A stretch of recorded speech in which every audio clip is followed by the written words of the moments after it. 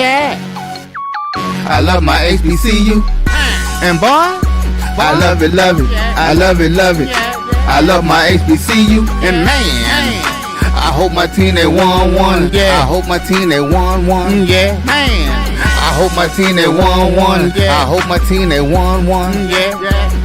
I tune into the HBCU Sports Lab to see if my team won or lost. If they lost, I'm quiet as a mouse. But if they won, keep tab. I'ma do the dab, yeah. Dr. Cavil, he know what he be talking about. Mike and Charles, they know what they be talking about.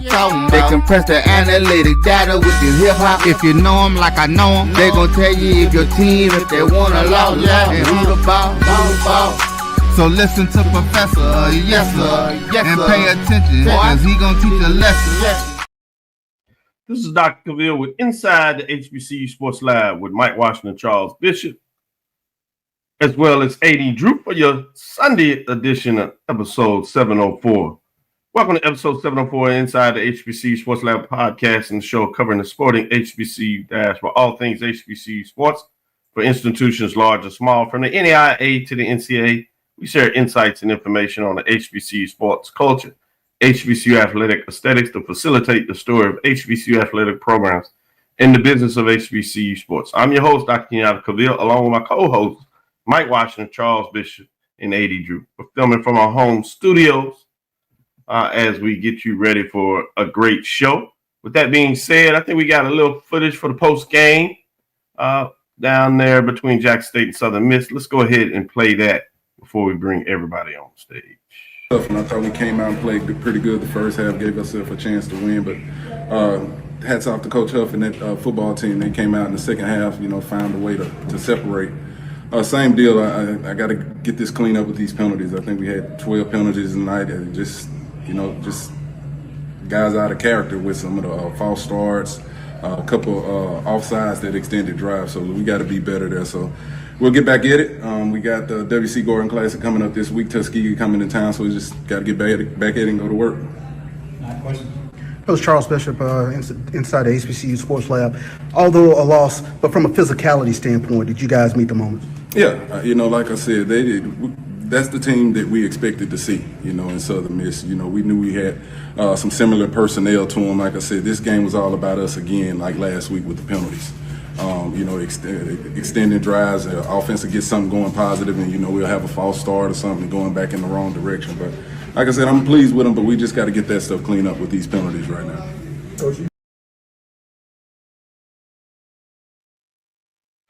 So we bring everybody on. Let me say today's episode of Inside the HBCU Sports Lab is sponsored by THG Agency. THG Agency is the company that provides sporting, education, consulting, and data analytics. I want to give a shout out to the CIAA. They were getting it done yesterday.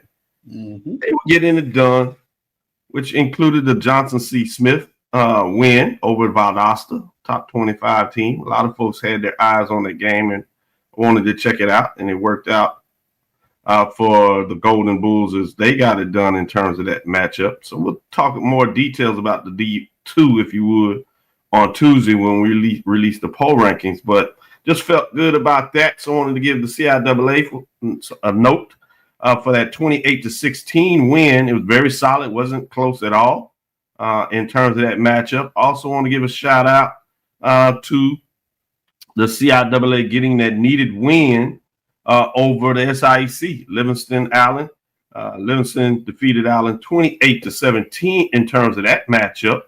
So now it's tied 3-3, which means it's going to go to the final game. And for us in the media, that's the perfect way that we like it, that it goes down to the final game. That's almost like a final seven. And you know what they say about that seventh game, whether it's baseball or basketball, it gets very interesting.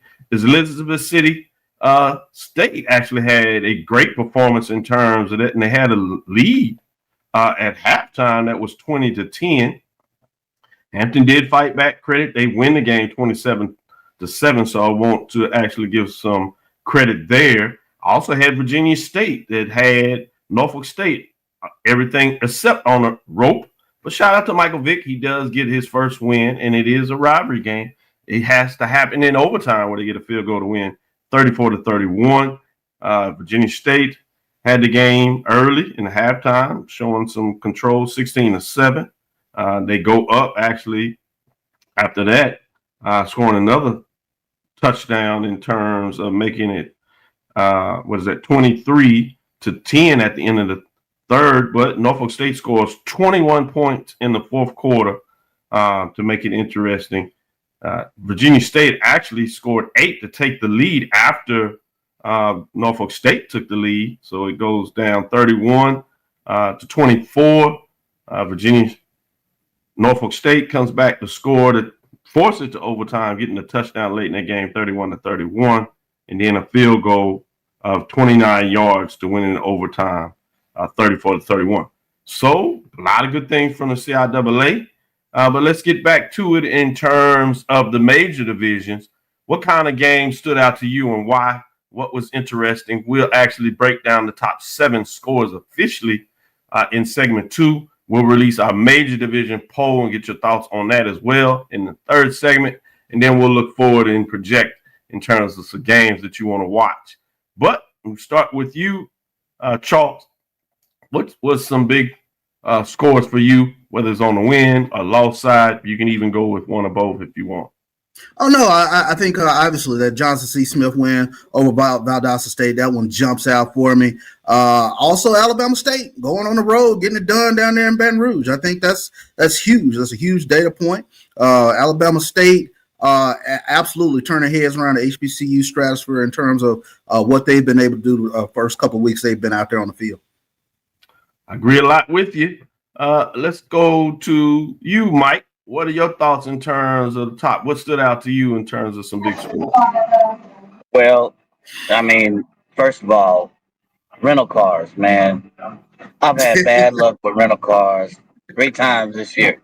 You buy a rental car, you want it to take you from point A to point B. You want to push the ignition and put the key in, and it starts. How simple is that? That has not happened. That has not happened 3 times as much as anyway. I'm sorry, I digress. As far as scores that stand Yeah, out, late night, Mike. yes, I did. So I saw that Delaware State game. I was impressed with Delaware State. Yeah, I good one. thought I would. Alabama State going down, I think, is a CB. I thought that they could do it, but not like that. Now, Southern had turnover problems, but still, not like that. Not to that degree. Congratulations to Coach Vic. He got one in the saddle. But I got to say, but the one that stands out to me, really, to be honest, is Delaware State. Out of all of the scores, I did not expect him to come out with that victory. There are a few more, but that one stands out along with the dominance. The dominance. Oh, kudos to Alabama A&M. That game, we were watching that one as well. Alabama A&M, they pulled out when they pulled away. Then whatchamacallit said not too fast. And then Alabama A&M pulls away. I think it was 31-21. So, but kudos to Alabama State and Delaware State. Shout out to Lee Corso with the not so fast. Good one, Mike, as he retired and did his last game last week. Nice little touch you did there. I do like the fact that you shouted out Delaware State. That was a good one. When you talk about Southern, and we'll break those scores down a little bit. But let me go to 80 Drew to get his thoughts on the big matchups this weekend. Y'all missed all the action on the lower levels, Charles, Mike, and Dr. Cavil. But I'll start on the Division I level. Who would think that we will be talking about Delaware State looking better than Norfolk State back in June, July, and August when we were doing all of our say that, preach. No one expected Delaware State to look good because even in their loss last week, Delaware State, in my opinion, looked better than Norfolk State did in their loss. Now, I agree with you. Going to the Division II level, and I've got to be careful because I've got to save some of this material for my show tonight, BCSN Sports Lab with AD and Brian Fulford, 6:00 Eastern, right here on the Black College Sports Network. But I am going to give you a couple. Nice plug. Number one, there's a rule being put. Say again. What you say, Mike? I said, that's kind of slick. You gonna slip that in? That's slick.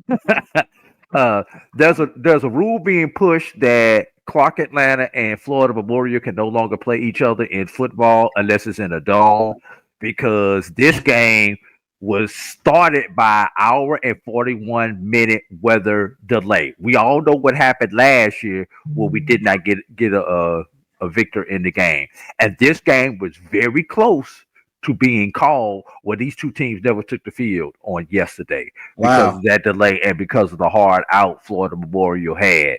So we almost did not get the game on yesterday. That's number That's a one. good one. Number two, Lincoln, Missouri, y'all. My the one of the HBCUs from my home state, they got a victory over somebody not named Lincoln themselves, as in Lincoln of California or Lincoln of PA, as they defeated Lane College on yesterday. I am going to give y'all this one. Lincoln, for the first time since 2019, defeated somebody else not named Lincoln. How about this? For the first, Lincoln defeated Lane for the first time since 2018. 2018 was also the last time that Lincoln of Missouri was over 500, as they are currently 2-0. And the last one, Dr. Cavil and fellas, Lincoln, Missouri has won consecutive games for the first time since 2013. Nice. We got the stat of the day with Drew. He's going to use some Division some data 2. points. I like that. Yeah, so I say the Johnson C. Valdosta State for my show. Good stuff. Great updates in terms of the Division 2. Like I said, I open it up with a shout out to CIAA, but I like this shout out to Lincoln, Missouri. Well deserved. Shout out to them 2-0, getting off the mat as they've struggled over the years. They're well on their way. Never had a 500 season in a rebirth. Yeah. Wow. That's a statement and a half. Let me go over a couple of breakdowns of what you said there. In terms of Delaware State, for those that didn't catch it, I know they had a final score with Delaware State winning 37-32. Talking about delays, they had a delay in that game. Mike Prairie View doesn't seem to be able to play out without a delay. First, we thought it was maybe a good omen. Now we're finding out maybe it wasn't, as they take the L after fighting back and actually taking the lead after not playing very well in the first half. They did well, and then a crucial fumble where it looked like they might have a chance at a winning drive closes out the game, allowing UT Rio Grande Valley to get it done. But in terms of the Delaware State game, the Dukes get the first touchdown. Delaware State answers, and then the Dukes return with the answer in terms of that matchup. So a lot going on there, going back and forth in that matchup. And then Albany, as they also like to call them, scores in the second quarter to take a lead at halftime. But Delaware State bounces back, finds some life as they shut them out in the third and score 10 themselves. And then they score late in that game in the final quarter, outscoring the Great Danes 13-12 in the fourth quarter to win 37-32 after the Great Danes took a 32-31 lead. So shout out to Coach Jackson. As y'all said earlier, got the win there. A lot of momentum in that game in terms of what that looks like. The other one that Charles pointed out, I think a lot of people in the SWAC had their eyes on this game, as it was a litmus test for some to see what it looked like in terms of Alabama State getting it done against Southern. Alabama State just was able to get 2 field goals, one in the first, one in the second quarter, but they did take a 6-0 lead into the halftime based on that. Then they bust out in the third quarter and put up 17 points, while Southern was only able to score the 7 points they scored for the game. And then they scored a final touchdown in the fourth quarter to win 30-7. So Body throws 2 touchdowns to lead Alabama State past Southern. So it's going to be interesting to see what that means for the poll ranking for Southern and Alabama State, for that matter. We will unveil that in the third segment, so keep your eyes on that. We told you about UT Grand Valley getting it done, 27-21. So those were some of the intriguing scores that stood out for me. Let's take our first break and come back on the other side. We'll get into the top 7 scores and see what the teams did in the top 7. Get your thoughts in terms of those particular matchups, and then we'll move along. So let's take our first break, come back on the other side, and get your thoughts on the top 7. ESPN Events presents Red Lobster Band of the Year, a title reserved for elite HBCU marching bands. A season-long competition that culminates in Atlanta on Friday, December 12th. Drum majors, percussion, drill, auxiliaries, musicality. All aspects will be examined by the toughest judges in the world of college bands. 4 will qualify for the big stage, where national champions will be crowned. Follow us on social media for rankings updates throughout the season. And join us in Atlanta on December 12th. For event and ticket information, visit bandoftheyear.com. Compress the analytic data with your hip hop. If you know them like I know them, they gon' tell you if your team, if they wanna lose, and who the ball. So listen to Professor, yes sir, and pay attention, cause he gon' teach a lesson. This is Dr. Cavil inside the HBCU Sports Lab with Mike Watson, Charles Bishop, and AD Drew. Let's get into these top 7 of the major division scores from this past weekend. As we had some big games go down, a lot of tough matchups between FBS programs and FCS programs. So as expected, some teams took it to the chin. But talking about those South Carolina State Bulldogs, we'll give you an update and let you know what they did as they ranked number 2. But let's start out with the number 1 ranked team. As we look at last week's poll, Southern was ranked 7, as you see. Howard Bison, number 6. At number 5, you had Tennessee State Tigers. At number 4, you had the Prairie A&M Panthers. At number 3, you had North Carolina Central Eagles. At number 2, you had South Carolina State Bulldogs. And you had Jackson State Tigers that are number 1, and they continue to get it done going back to last year. I think they've won, 8 as they are at the top of the poll in terms of going back to last season. We'll see if they can continue to hold on to that number 1 spot. They took a tough loss this weekend, but let's get into that loss and score on from the next slide there, where you had Jackson State. They went down to Southern Miss. They lost 35-7 in that matchup. So Jackson State goes to 1-1. Southern Miss is also 1-1. Score. The score actually in that one, Doc, was actually 38-20. 38-20, 38-20 into that matchup. Mm-hmm. Appreciate the update there. I see it now. In terms of number 2 team, South Carolina State, as they get it done in terms of that matchup. Let's to our next floor. South Carolina State out of the SEC, top 25 team. Defeat South Carolina State 38-10. Not as bad as some of the scores we see out there in terms of these mismatch with these top 25 teams, including Grambling State losing to the number 1 seed 70-0. Tough one there. So shout out to South Carolina State for getting a bit from can there, as well as Jackson State. Let's go to the 3rd ranked team, North Carolina Central FBS matchup with Old Dominion. They fall 54-6. It's been struggling to score a little bit of late.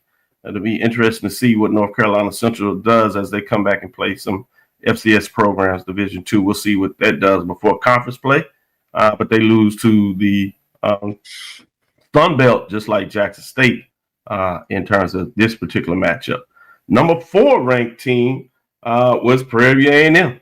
They fall, as I said, to UT Rio Grande Valley, 27-21 in that matchup. So Prairie falls to 1-1 on the season, while the Vaqueros improved to 2-0 in terms of that matchup. Go on the road and get their first Division I win of the program's history. Shout out to the Vaqueros there. At number 5, we had Tennessee State. They were at home. They wanted to measure up to see how they did, at least according to the AD, in terms of the top team in the country. At home, not much of a measure up, if you ask me. They were 1-1, 2-0, 59-3. This score was worse than some of the FBS scores playing FCS HBCU programs, if you think about it. But North Dakota State is ranked number 1 at the top of the FCA poll rankings. and previous year's champion, multi-year champion for those that continue to see how they get it done year after year. Let's go to number 6 in terms of the score. And you have Howard as they travel to Philadelphia. They play Temple. They lose, and they fall to 1-1 in the season after a dramatic win last week on a game-winning field goal against the Florida A&M Rattlers. They play this week, and they lose to Temple 55-7. Temple improves to 1-1 on the season. The final score for the top 7 brings us to Southern, that matchup we just kind of talked about. And Alabama State defeats Southern on the road. Alabama State Hornets not only got the win, but they go on the road. Pretty impressive. As you know about the Bluff, it's always tough to play, no matter what Southern is doing. Southern does fall to 1-2 on the season. Be interesting to see what some of those fans say there. We'll ask Charles in terms of on the lead segment. To get everybody's talk. Does he include Southern on it, or is it way too fast? As the Alabama State Hornets improve to 1-1. With that being said, start out with you, Drew. What are your thoughts in terms of the top 7 and how you think it may affect the top 7 before we release it in the third segment? How can you have thoughts when the whole entire top 7 lost yesterday? And 9 times out of 10, were defeated convincingly. So Dr. Cavil, you would know better than me because you've been doing this poll for 20 plus years, starting with a top 10, cutting it down to a top 7. Have we ever had a week where everybody took an L? I know we've had weeks when everybody has won, but have we had a week where everybody took an L? Dr. Cavil? No, I can't remember one everybody took an L.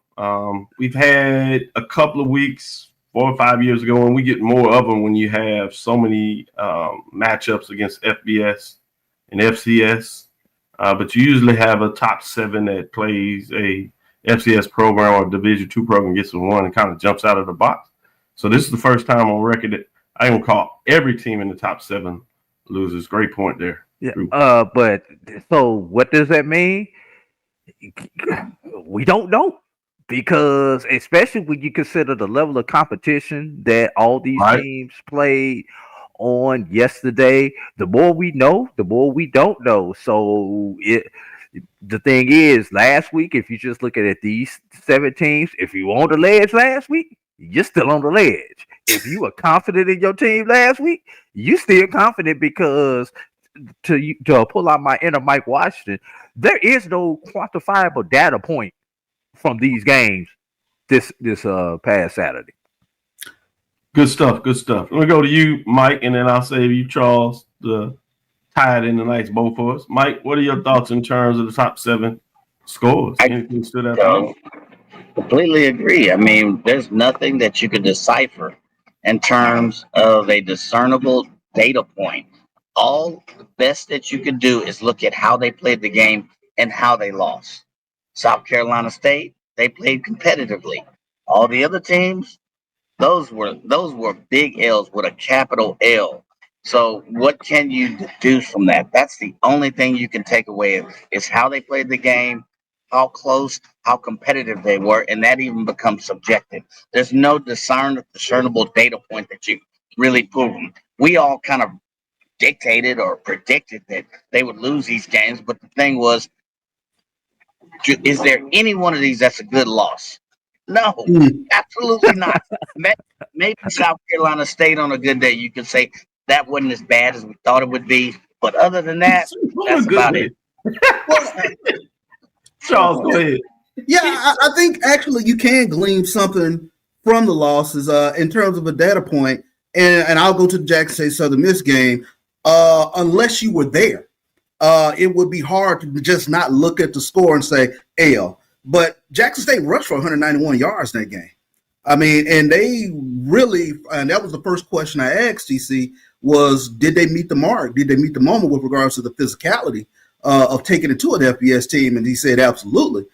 In terms of just the way they recruit, the USM and Jackson State are roughly recruiting within the same pool. So what I took away from that game was this is still the same physical brand of football that Jackson State is going to bring into the SWAC.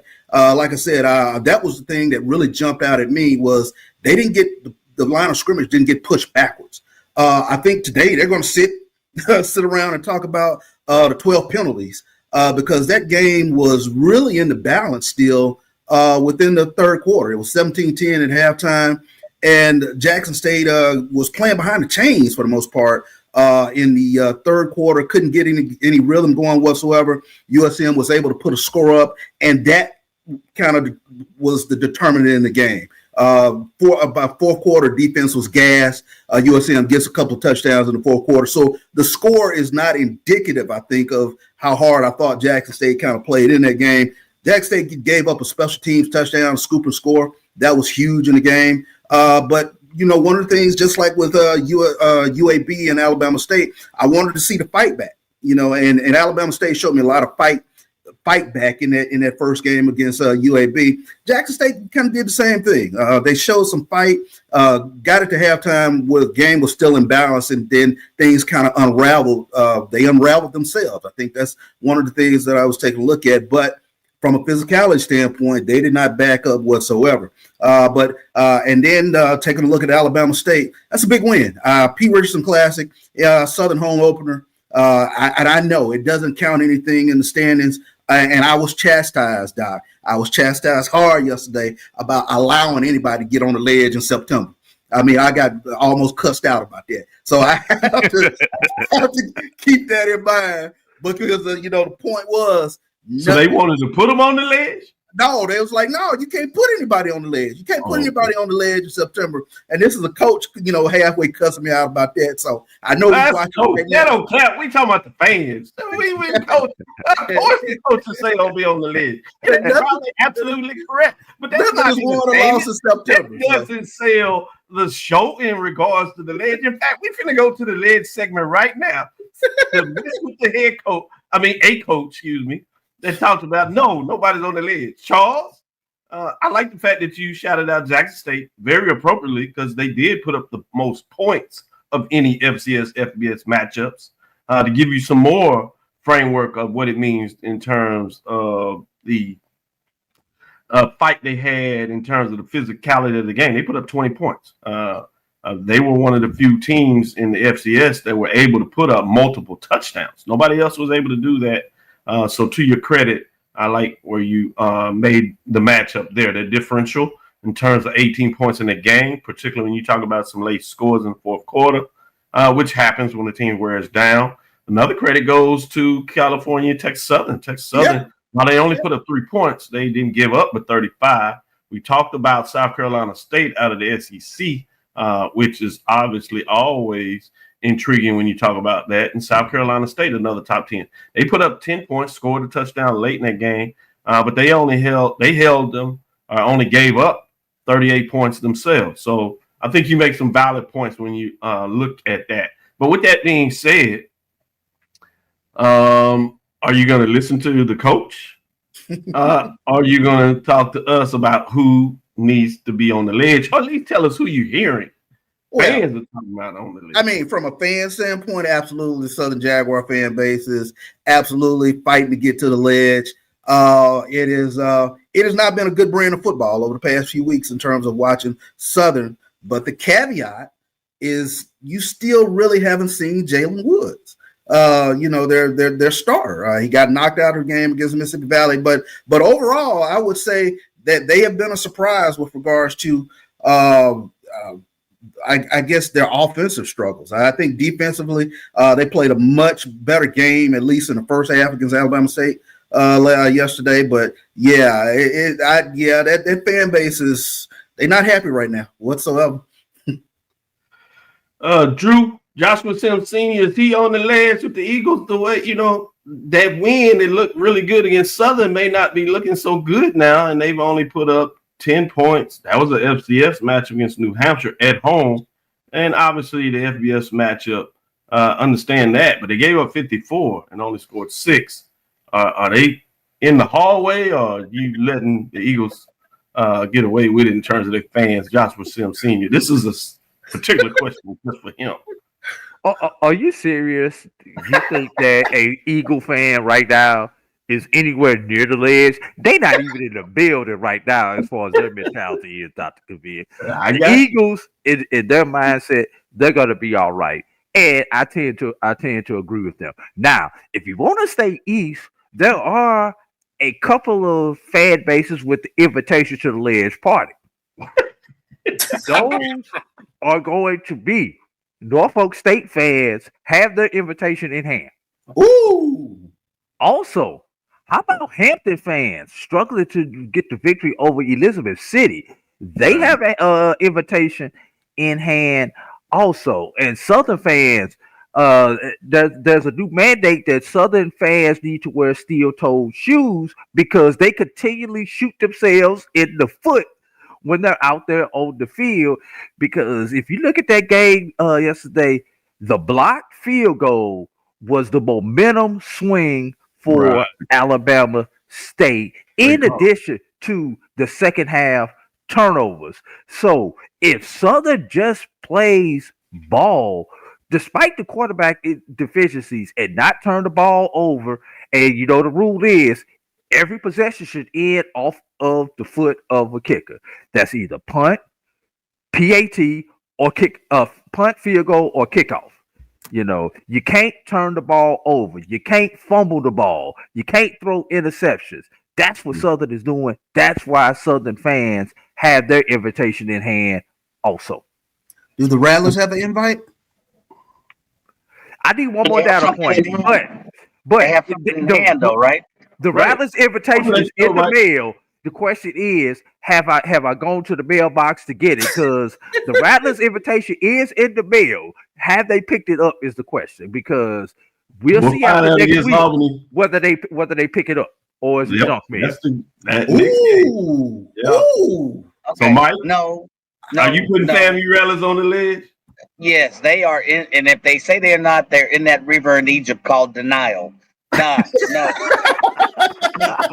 They are either they won't pick it up, or they, you know how they leave mail at your door and you don't pick it up. That's where they are. But the bill's still there, right? Oh yes, yeah, absolutely. The bill still got to get there. It's got to get paid. So you mentioned Southern, and you made it seem like it was sweet and pleasant. Ooh, Southern did no. 13, 14 penalties, 4 turnovers. Come on. They are on the ledge without question. And let me ask you something. What about Alcorn State? They are 0-2. Yeah. Okay, so let's scratch our heads. We started preseason in the year our Lord July, middle of July 2025. Who were the top 2 in the West? Was it Southern and Alcorn? Both are what? On the ledge. On the ledge. They are in the Serengeti on the ledge, not just on the ledge. They are in the Sudan on that ledge. That's where they are. So let's not sugarcoat things. So wait a second, Doc. So Isaiah Knowles of Albany State gets to see the Rattlers next week? Yes. Oh, okay. Yeah. That's the final one. You give a lot of people invitation. That's similar in some ways of Virginia State and Norfolk State. Fam, you will skip the ledge on that one and go straight to the bottom of the ocean on that one if they lose that game. They're gonna go to the basement if they don't get it even looking good. Shout out to the lab listeners talking about some of these matchups. Who's gonna be 0-3? Ooh-wee. A lot of folks not feeling comfortable. Gave a little update on North Carolina Central. QB has thrown 3 interceptions, 0 touchdowns, and less than 50% completion in the last 2 games to break down North Carolina Central. So I told you, some folks out there do have some concerns. It might be the fans just doing a little heckling of the other team, but you know how that goes. With that being said, let's take our next break, come back on the other 7. We're going to unveil the top 7 in week number 2 to see all this discussion we had. How does it affect the poll rankings? We'll get these gentlemen's thoughts on it after we take this next break. I got heckled about that ledge. I tell you that. You know what? For over 30 years, HBCU Image has been more than just an apparel store. We've been a movement, a statement, a legacy. We celebrate the pride, the purpose, and the culture that make historically black colleges and universities legendary. Whether you're a student or a lifelong supporter, our gear lets you wear your HBCU story with confidence and style. Because when you wear HBCU Image, you're not just wearing clothes, you're wearing culture. You're wearing pride. You're wearing purpose. HBCU Image, a Kenny T's company. Greetings, campus. My name is Roland Austin, and I'm one of the directors at the 1876 Athletic Foundation. The 1876 Athletic Foundation was formed to promote the success of all 343 student athletes. Our overall goal is to fund scholarships for all of our student athletes. We ask that you help us in achieving this goal by donating to the 1876 Athletic Foundation via the QR code below or 1876.foundation.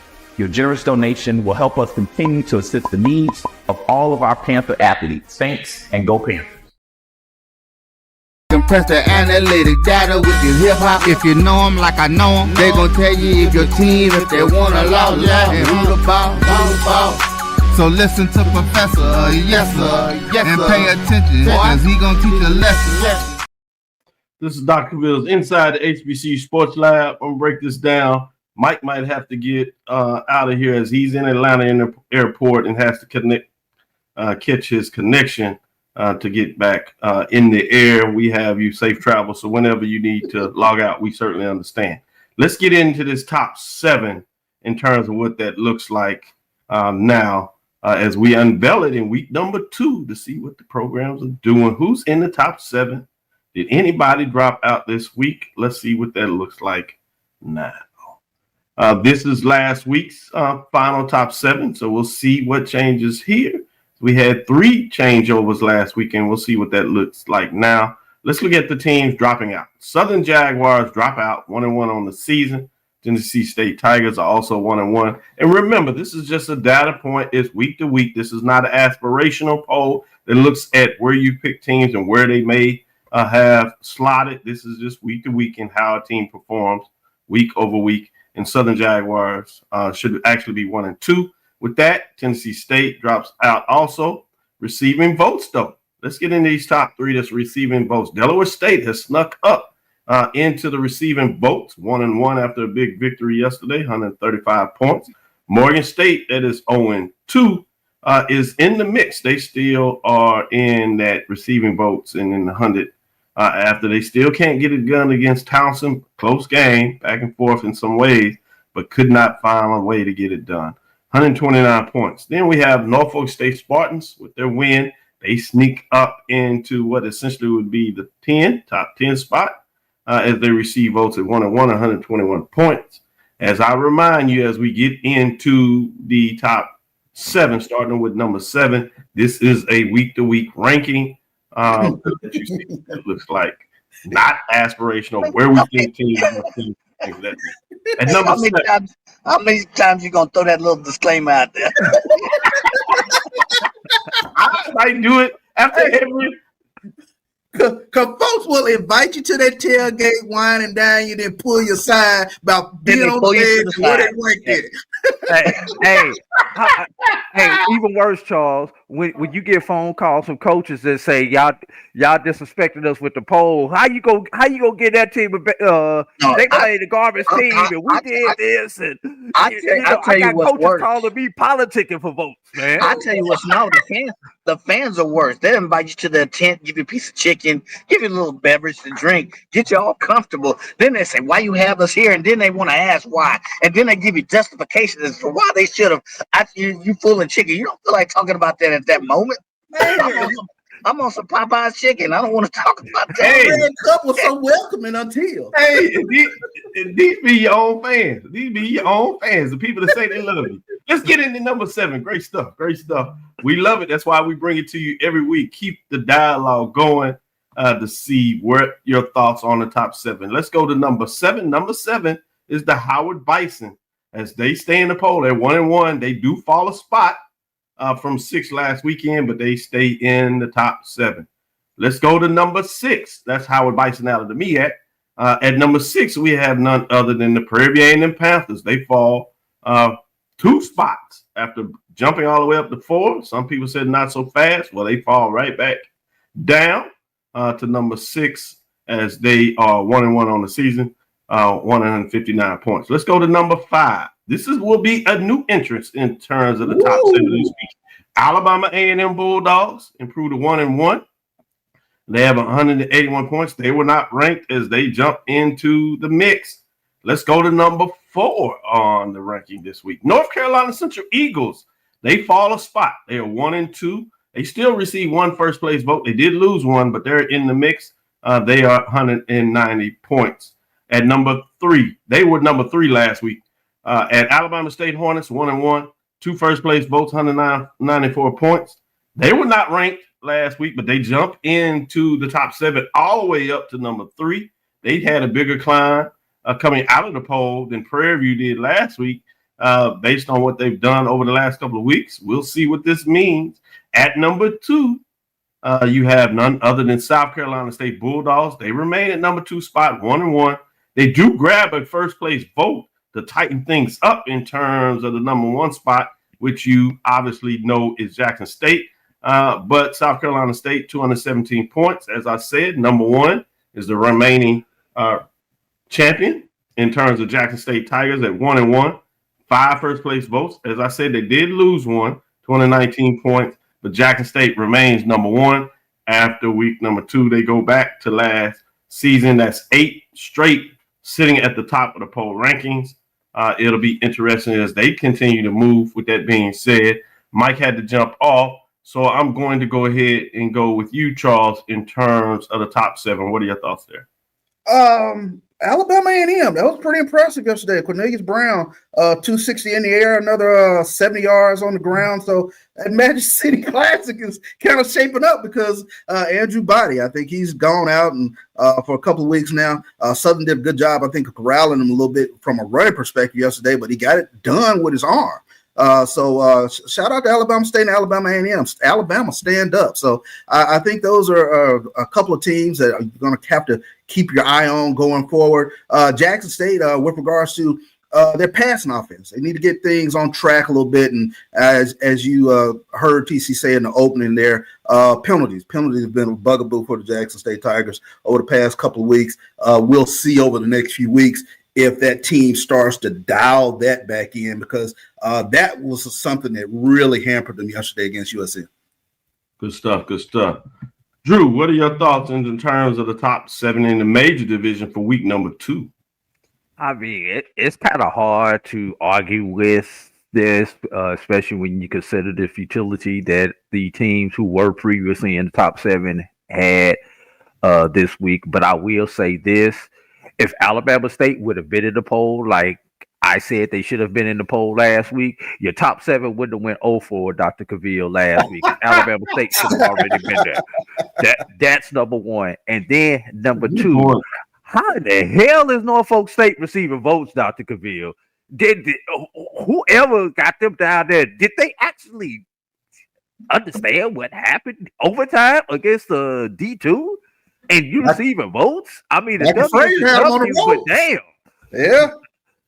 Yeah, Dr. Henry Frazier III had him on the road. But if just that, if they find a way to get the win, so maybe just because everybody else is doing more atrocious than they are, maybe that's kind of the framework, until we get into it and get more data points, things shake out the way they shake out. But I think you made points. And you just hit it on the point, Dr. Cavil. We need data points. That's why Black College Sports Network don't do anything until after the 4th game, because it's hard to, especially the extreme ups and downs that you have during this time of the year with teams playing Division 2s, looking like superstars, and then teams playing against FBSs looking like they never played football before, and you got losses, but do we consider moral victories? Jackson State rush for 200 yards. We gonna give you some points on that, but then you have a Grambling who goes up to Ohio State and lays a goose egg. So how do you evaluate stuff like that, Dr. Cavil, this time of the year? You just know that the variability of what you're doing is right, and as a statistician, as you know, you can appreciate that framework. And that's why I do make the point it's week to week, because at the earliest season, your variability of week to week is just going to be large because it's so many more challenges to really see what teams looks like. So you kind of start where you are and you throw it up in the jumbo pot and you just mix it up and you let it come out what it is. And you tell everybody it's a week-to-week poll. Stay tuned because it will likely change in terms of the variability. You still see a little bit of settlement when you talk about maybe the top teams in terms of where they are based on what they look like. But still then you can have some mix. And even later in the season, you get settlement with the top teams kind of solidifying themselves. They may shift just a little bit, but it's the bottom part of your poll that is always twisting and turning, as well as those teams that are receiving votes, because they kind of create the mix where they have the up and down, where they win, lose, or win 2, lose 2, lose 3, win 2. And you kind of stay around that hovering 500 mark, maybe just outside of it. But great points. I do want to share Mike. He did say he had to jump off. We kind of gave you that thoughts as we wish him safe travels. He said, got to run, but Delaware State should be in the top 7. My man. Point after watching them in week 2. Alabama A&M should be there. We did have him there, so he wanted to make sure he agreed with that. He said Alabama State, that team he totally agrees in terms of being in the top 7. So those are some final thoughts in terms of Mike, as he had to make sure he got it in there, and he wants to see Delaware State. They are just outside of it. Hell, they had number 8. See, piggy. But it is what it is. But all of y'all seriously make good points in terms of that. Lab listeners, tell us what you think on the top 7. What does your top 7 look like? How does it compare? And shout out to Drew. One thing I do like what you and Brian do in terms of Brian and AD on the sports wrap is you also add in a strength of schedule component, which kind of differentiates the poll, which I think is important that you always have to remind folks, and I'm going to help and remind them as well.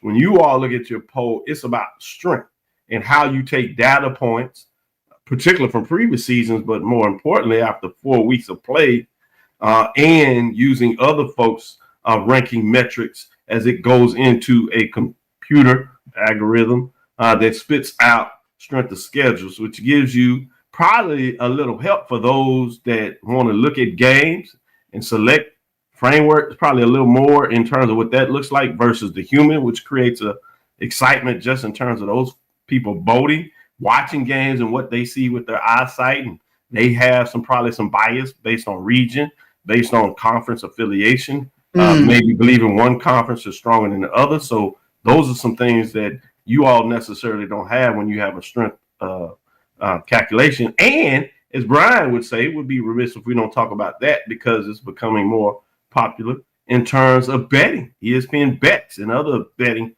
mergers in terms of plus rankings. Strength and schedule would help you a little more do some of the analysis you do for those that care to participate. Obviously, we don't solicit that or encourage that, but it is out there, and we need to make sure we make it as responsible as possible to give you as much information as necessary to help you do what you need to do. With that, let's take our last break. We'll come back in this last segment, close it out. But as we do that, we're going to move to week 3 for the Major Division and get these two gentlemen thoughts on what are the big matchups. What are some games to have your eye on?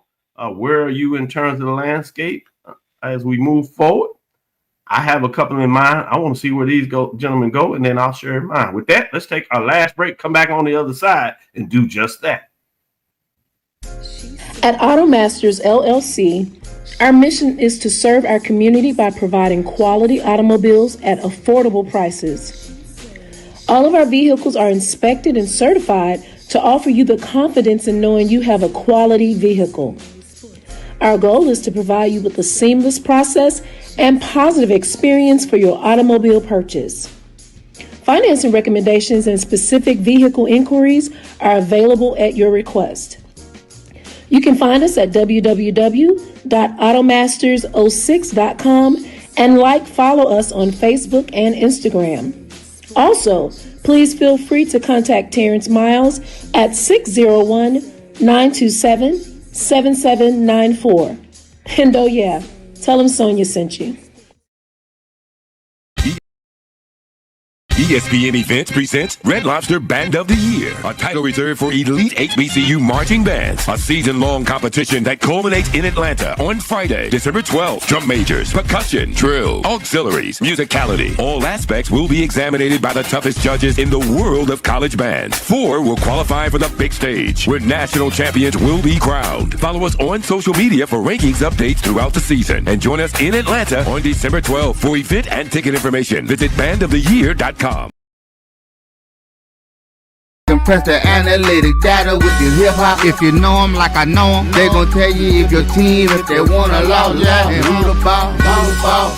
So listen to Professor, yes sir, and pay attention, cause he gon' teach a lesson. This is Dr. Cavil's Inside the HBCU Sports Lab. Let's talk about some of these games for next week and see where you all want to go. I'm going to list them out, and then you tell me where you're going with your watching eyes or what's on your mind. Let's start with the SWAC. We have Tuskegee at Jackson, big classic matchup there. When you talk about that game, I will actually be in Jackson for that on Friday at 1 o'clock on Jackson State University's campus. We're taking the HBCU lecture series on the road. You saw us do it at Texas Southern, where we brought in a lot of the leadership. We did a 2-day lecture series where we had the ADs. We had the AD, Dr. Charles McCullum from the SWAC. We had AD, Dr. Anthony Holloman from the SIEC on Thursday, and then we brought a lot of the ADs into the mix. Well, we're going there, and we're bringing it to our first lecture series on the road to the AD of the year. Ashley Robinson started to put the doctor on it, trying to get him to get into a doctor program. We'll see how that looks and what that does. Maybe once Charles trying to give him some selling points as he's in the dissertation phase. If I don't scare him to death, maybe he'll help me get Ashley in the program.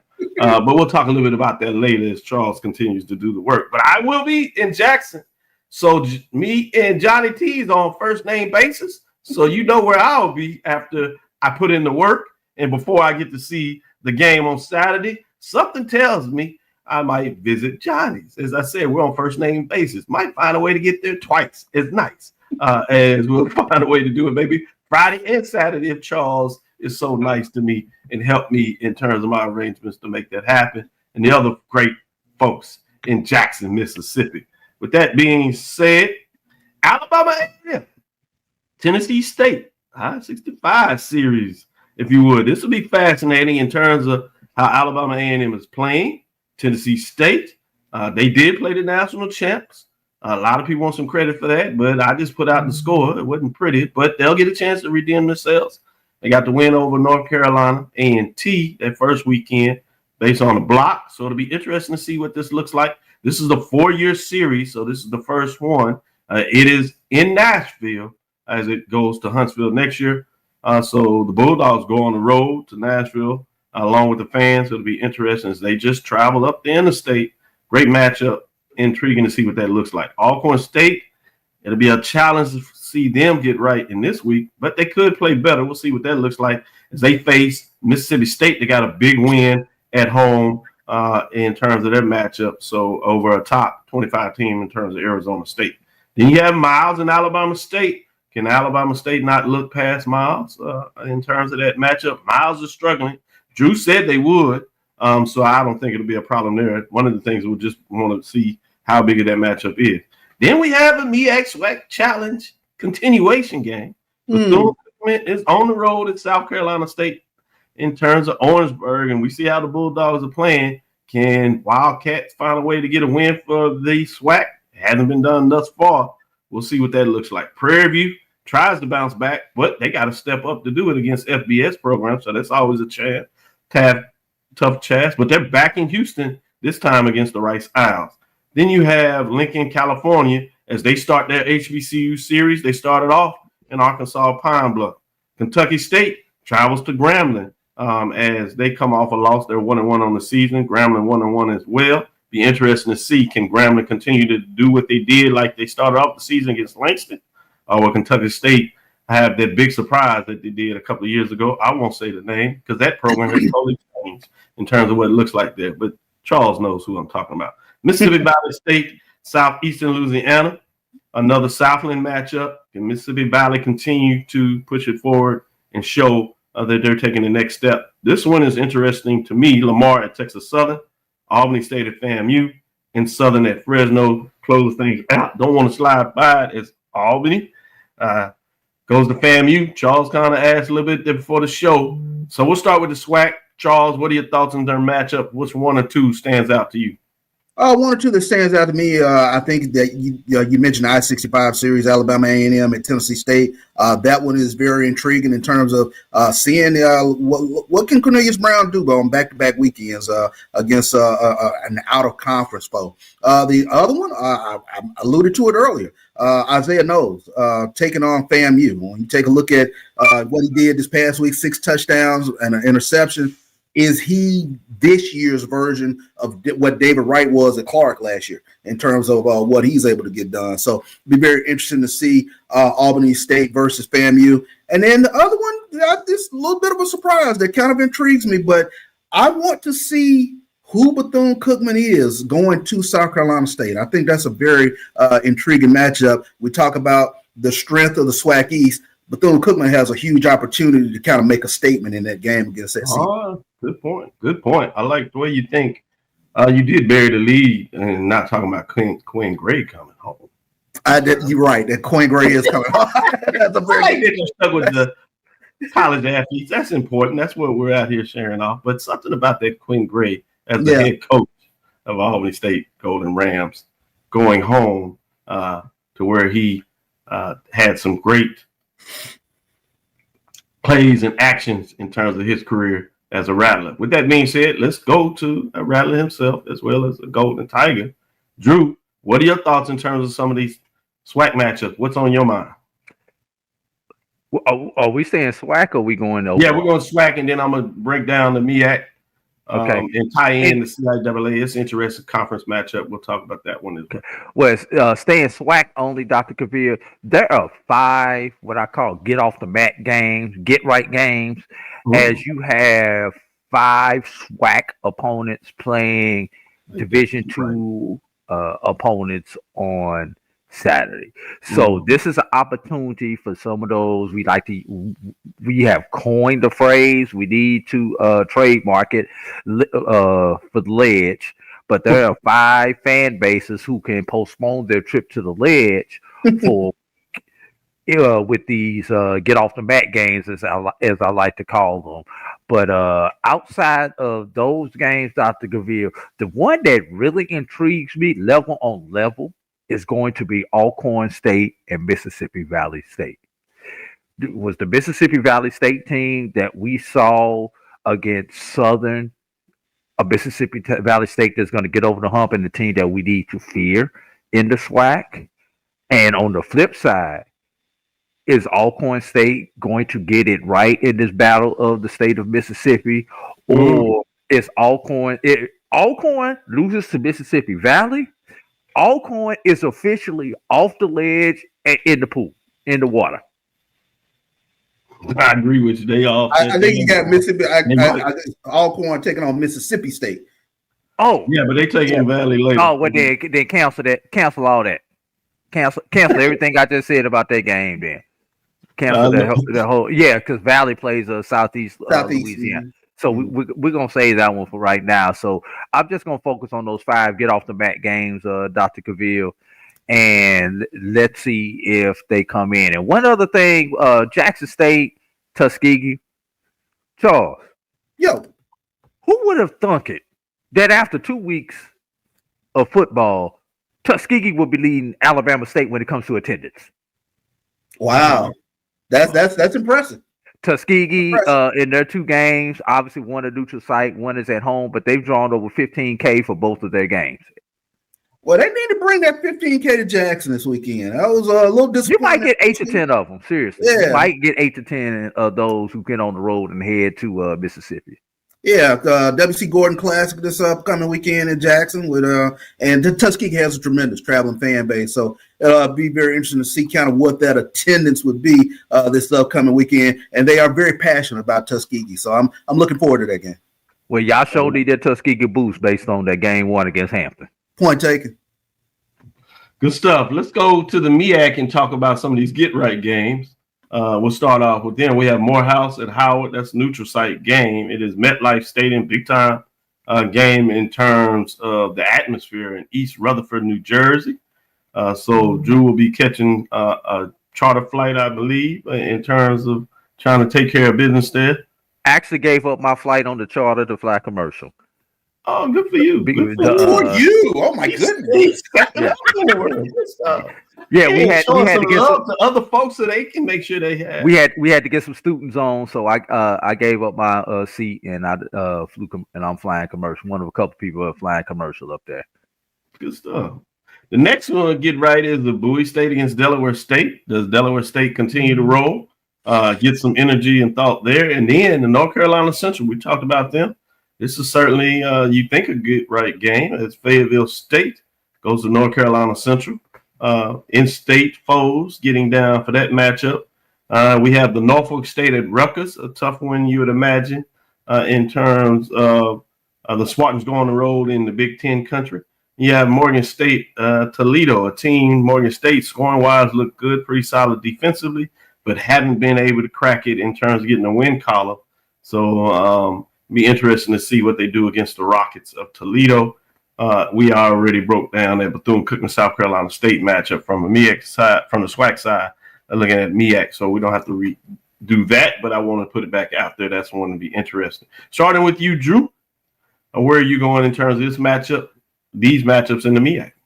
Obviously, I can only comment so much on the Howard Morehouse game because of my position. But you've got two teams who've kind of struggled out of the gate.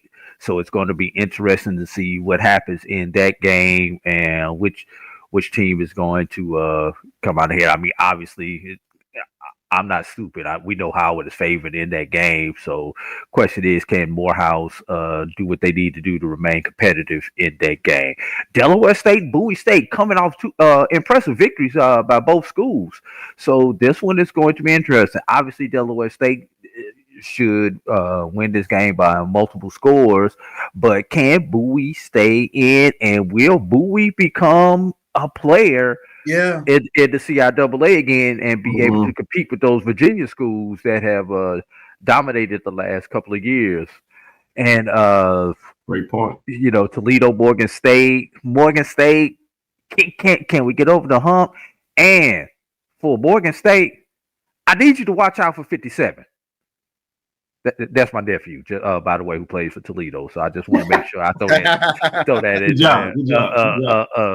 Way to get it in there. Yeah, I got to hope y'all can't stop my nephew. He needs some good film because this is his last year. So yeah, we're gonna leave right there. And Fayetteville State's been struggling. I definitely expect Central to be able to get right against Fayetteville State. So good stuff. Good stuff. Charles, your thoughts in terms of the MEAC matchup? Yeah, I think the one that I'm going to pay attention to in this attendance with regards to Howard and Morehouse. I mean, have HBCUs kind of found this honey spot going to the Northeast? 31 last year. Yeah, great attendance in New York, New Jersey last year. Boston, same thing this year. Morehouse alumni, you guys are turning out for these games. So I did that. That's pretty cool. But I think to touch on what AD was talking about with Bowie State and Delaware State, it'll be very interesting to see, can Delaware State kind of keep the momentum going from the good vibes of getting the win this past week. Last one we'll talk about is the Independents. We talked about one because it's in a matchup that features a SWAC team. We said that series, I-65, is what they'll be traveling. But let's move into another one that's unique, which is a conference game in terms of Hampton at North Carolina A&T. Many people said that they pointed early to the Tennessee State game was the game that A&T needed to get a win. Some people pointed to this based on how Hampton played over the first week against Jackson State. A lot of people were saying nope.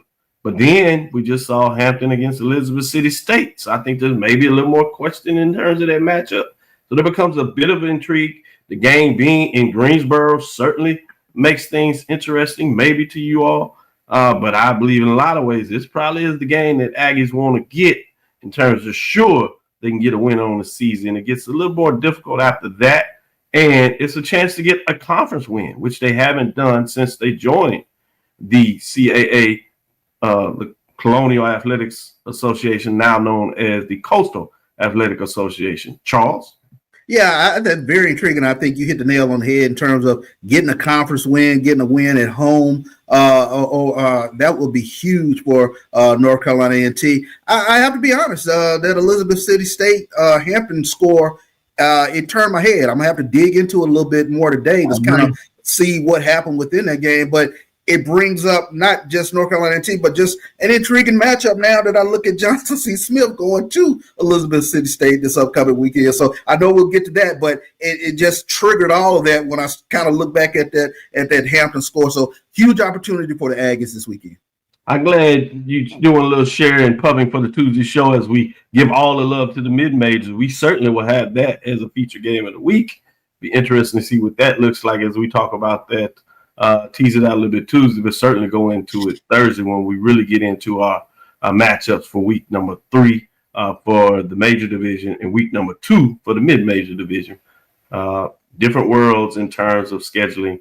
I know Brian has a thing about that, but it is what it is. We just going to keep up and do it because we got the specialists in terms of the Division 2, along with another one out there, Stephen Gaither. We're going to have to find a way to bring him in shortly as things start to lather up, particularly as we get to the final game in a lot of ways to see who's going to wear the crown, if you would, between the CIAA and SIAC. With that being said, Drew, what are your thoughts in terms of this Hampton and North Carolina A&T matchup?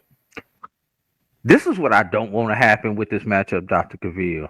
I Yes, don't want this game to be the only win that either one of these teams get in the conference, because obviously somebody has to win this game, somebody has to lose this game on Saturday. But if it is going to be the only win, you have to hope A&T gets it, because the path may be a little bit easier for Hampton to get another dub versus A&T possibly getting another dub. But A&T is improved from the A&T that we've seen the last couple of years. So I don't expect this to be the only win for both of these teams, but it's always intriguing. And this may be the first time since they have left Big South and the CAA where these two teams have, one or the other has not played them, the other one for homecoming. Good stuff. Good points. Good stuff. Well, that'll do it for us today. Thank you for listening to Inside the HBCU Sports Lab. Make sure you share our podcast with your friends and colleagues. I am Dr. Kenyatta, the Dean of HBCU Sports, coming from inside the lab in the College of HBCU Sports with Mike Washington, Charles Bishop, and A.D. Drew. Again, we want to thank you for listening to Dr. Cavill's Inside the HBCU Sports Lab with Mike Washington, Charles Bishop, every Tuesday and Thursday at 6 o'clock Central Standard Time, Sunday at 9 a.m. Central Standard Time. Checking us out. We appreciate all the lab listening, all the dialogue out there, giving us the love and supporting us. I'll be on the road next week again. We will have the first of four, I should say, continuation of the HBCU lecture series. This one is in Jackson State, Jackson, Mississippi, if you would. 1 o'clock Central Standard Time. We'll be there, and we'll give you some updates of what that looks like. Then we end up going to Virginia, Norfolk, Virginia in October. And then in November, we come back to the SWAT. We'll be in Montgomery, Alabama. Then we close things off in Atlanta at the Celebration Bowl. With that being said, thank you for all those that help support us doing the HBCU lecture series. We'll see what we can do and see if we can grow that. With that being said, we look forward to next week as we discuss the latest in the news. We will unveil the Division II mid-major and NIA programs in terms of the mid-major HBCU's top 7 rankings on Tuesday. So look forward to getting you that information. Inside the HBCU Sports Lab 1 on Facebook, Inside the HBCU Sports Lab on YouTube. That's Dr. Kenyatta Cavil. Follow me, DrKenyattaCavil on Threads, Facebook, and Instagram. Make sure you check out Sports Rap tonight with Brian and A.D. Drew as they break it down and provide you a longer segment to really get into some discussion in terms of what's going on in the HBCU world. Dream big, continue to move forward. We will talk with you soon.